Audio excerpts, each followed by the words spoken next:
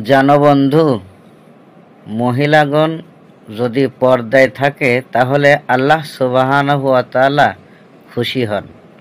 কারণ পর্দায় নারী থাকবে, এটা হলো ফরজ।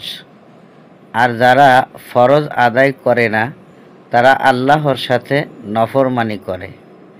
তুমি আমার বন্ধু, তাই আমি চাই তুমি অবশ্যই আল্লাহর প্রিয় একজন বান্দি হিসাবে নিজেকে গঠন করে তুলবে এবং পর্দা পুশিদা মোতাবেক চলবে। এই মডার্ন পোশাক ছেড়ে দিতে হবে, তবেই তুমি সুন্দর এবং সাবলীল জীবন গঠন করতে পারবে। আশা করি আমার কথা তুমি বুঝেছ।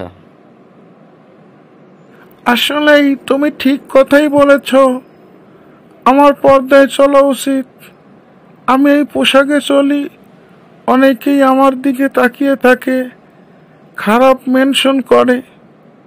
ইসলামের বিধান অনুযায়ী যদি আমি চলি, আসলেও আমার জীবন সুন্দর হবে।